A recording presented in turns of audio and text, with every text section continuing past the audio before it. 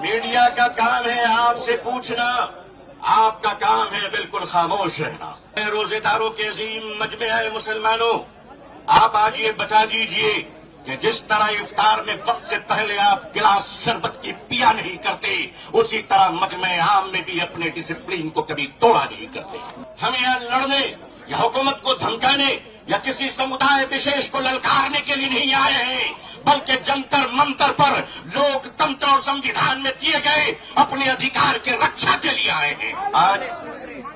आज रोजेदारों का ये हसीन मजमा हिंदुस्तान में 16वीं रोजे पर सलाम पेश कर रहा है, तो वादिये बदर में आज 17वीं रोजा यौम बद्र को याद कर रहा है।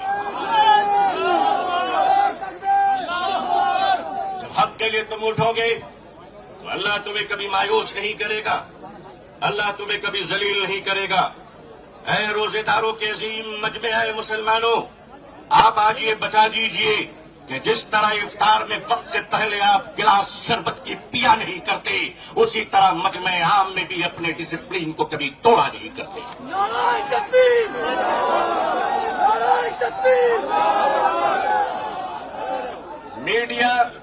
मीडिया का काम है आपसे पूछना, आपका काम है बिल्कुल खामोश रहना।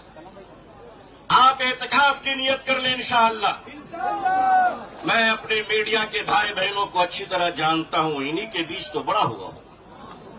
आखिर इन्हें हम नहीं जानेंगे तो क्या ट्रंप साहब जानेंगे? इनका और हमारा बड़ा गहरा रिश्ता है, लेकिन आपको ये बता देना चाहते हैं, हम यहाँ लड़ने या हुकूमत को धमकाने या किसी समुदाय विशेष को ललकारने के लिए नहीं आए हैं, बल्कि जंतर मंतर पर लोकतंत्र और संविधान में दिए गए अपने अधिकार के रक्षा के लिए आए हैं।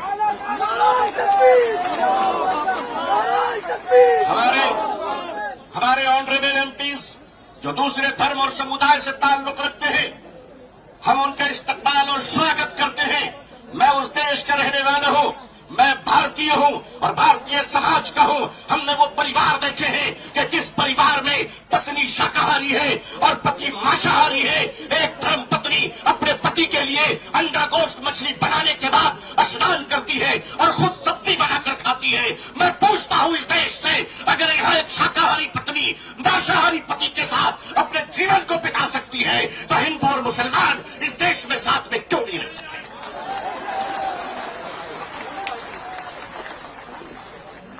सिर्फ हमारे साथ इफ्तार अच्छा लगता है? सिर्फ हमारे साथ इफ्तार अच्छा लगता है? हमारे माननीय प्रधानमंत्री जी क्या प्यारे लगते हैं जब कोई तशरीफ ले जाते हैं। हम तो कहते हैं प्रैक्टिसिंग मुसलमान देखना है तो वो तस्वीर देख लो। अगर आपको प्रैक्टिसिंग मुसलमान देखना है, आपको अगर प्रैक्टिसिंग मुसलमान देखना है तो पॉलिटिकल पार्टी में इफ्तार देख लीजिए, कितने प्यारे प्यारे हसीन और जमील मुसलमान नजर आते हैं। लेकिन अजीजा ने मिल्लत, माननीय प्रधानमंत्री जी कहा करते हैं कि हमारे जमाने में जब हम बचपन में थे तो ईद के रोज हमारे घर में खाना नहीं बनता था, पड़ोसी मुसलमान खाना भेजता था। प्रधानमंत्री जी, मुसलमान आज भी जिंदा है, आप इजाजत दीजिए मोहब्बत से प्योर शाकाहारी खाना हम आज भी ईद में बेचने को तैयार हैं। मानिए, हमारे घर का चूल्हा बंद नहीं हुआ है, आपके दर की मोहब्बत का दरवाजा बंद हो गया है। All India Muslim personal board अपने बुजुर्गों की क़यादत में यहां आया है। हमने पढ़ा था कि शेखुल इस्लाम सर पे कफन लेकर जाया करते थे।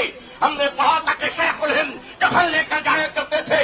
हम मानते हैं हमने उन बुजुर्गों को नहीं देखा, मगर उन बुजुर्गों की निस्बतों से मुंसलिक ये चश्मो चराग की हिफाजत कर लो मुसलमान।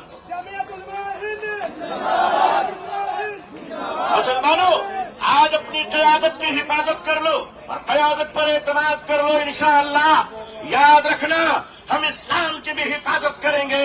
ऐ देश हिंदुस्तान, हम तेरी भी हिफाजत करेंगे। मैं अपने प्रशासन से कहना चाहता हूं, पुलिस डिपार्टमेंट से, हम आपके ही भाई बहन हैं, हम आपके ही समुदाय और समाज से आते हैं। आप हमारे हैं, हम आपके हैं। आज हम हैं, कल नहीं रहेंगे। देश है और देश रहेगा इंशाअल्लाह। औकाफ, ये जो वक्त की जमीनें हैं, ये बिलीवर्स की चैरिटी है। ये मुसलमानों के बुजुर्गों ने जय की है और ये देश की जमीनें देश में रहेंगी और देश ही के काम आएगी। मैं जेपीसी को सिर्फ इतना कहता हुआ जाना चाहता हूं कि आपने बड़ी नाइंसाफी से काम लिया है, बड़ी नाइंसाफी से काम लिया है। आप जिस तरह स्टेक होल्डरों को छोड़कर नॉन स्टेक होल्डरों से बात कर रहे थे, मुझे तो डर लग रहा था कि भारत के बाद शायद आप श्रीलंका जाने वाले हैं। वहां पूछने वाले हैं लोगों से कि बताओ आप नेपाल जाने वाले हैं क्यों?